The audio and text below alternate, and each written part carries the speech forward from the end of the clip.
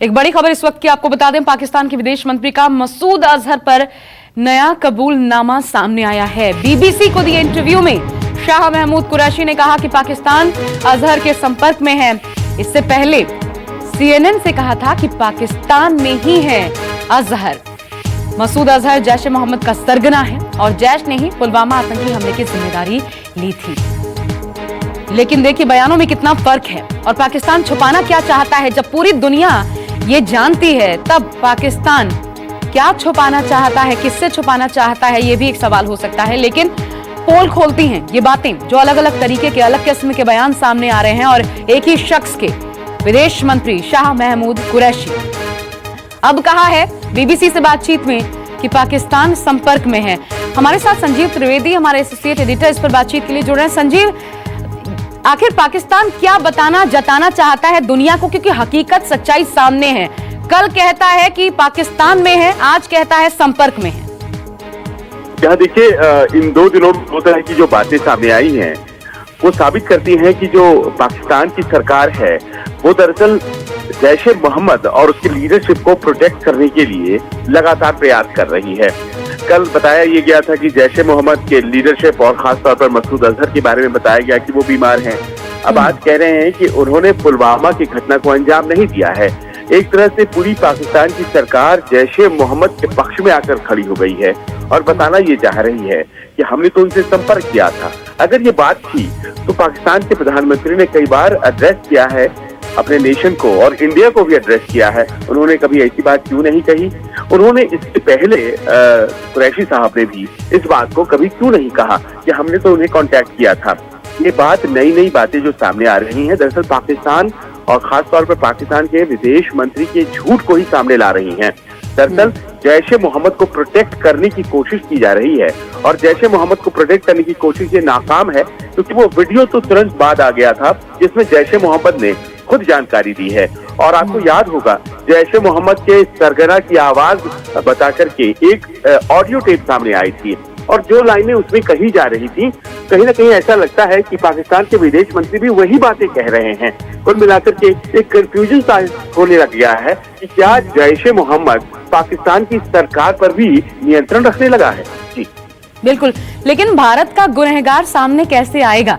संजीव, एक सवाल ये भी है, यूएन में प्रस्ताव है, लगभग अगले 10 दिनों में उस पर कोई निर्णय होगा, लेकिन क्या माने हम, इसके अलावा भी भारत के पास कोई रास्ता है?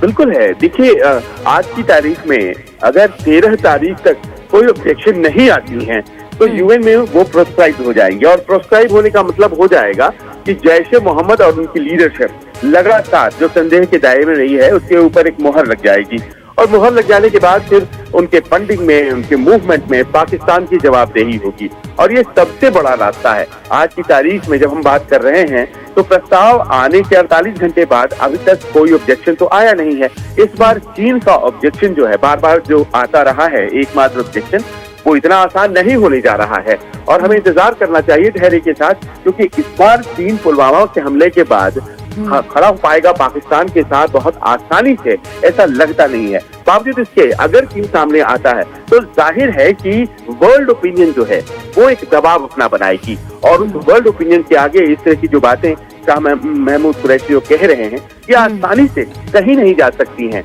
एक ऐसा व्यक्ति जो कि दुर्दांत अपराधी है, जो कई घटनाओं के लिए भारत में जिम्मेदार है, उसके लिए पाकिस्तान की हुकूमत खड़ी नहीं हो सकती है। कम से कम इन बयानों के बाद ये जाहिर होने लग गया है।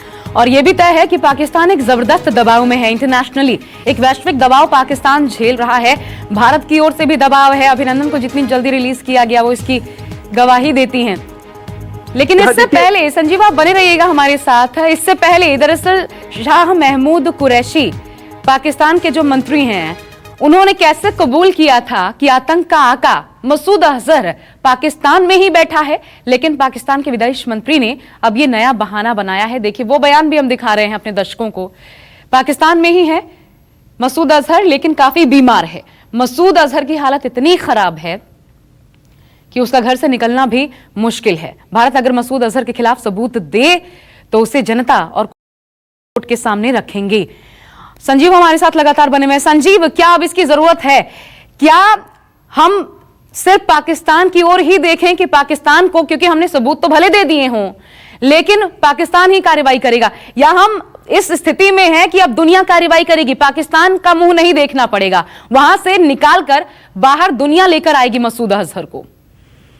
देखिए, ये पहला मौका नहीं है आशा कि हम लोगों ने सबूत किया है। आपको याद होगा पठानकोट में हमले के बाद पाकिस्तान की टीम आई और भारत में उसने सबूत इकट्ठा किया और यहाँ से वो गए थे। आप याद करें कि इस पुलवामा की घटना के बाद जो डॉजियर हमने FATF में दिया, उसी डॉजियर को हमने पाकिस्तान भी भेजा है। तो क्या सबूतों की अब कोई कमी रह गई है? नाम लेकर के बताया है कि कौन सी जगह हैं, ठिकाने हैं।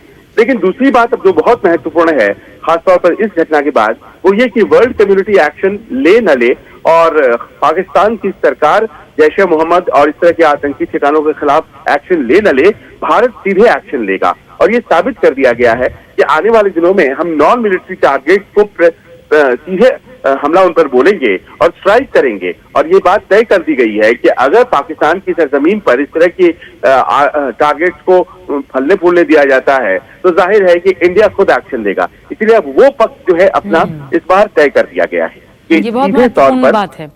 जी, बहुत शुक्रिया आपका संजीव हमारे साथ जुड़ने के लिए। तो कोई क्या एक्शन लेता है, यूएन में क्या होता है, लेकिन एक बात भारत की तरफ से साफ है, आतंक के खिलाफ हमारा प्रहार जारी रहेगा और मसूद अजहर बचेगा नहीं।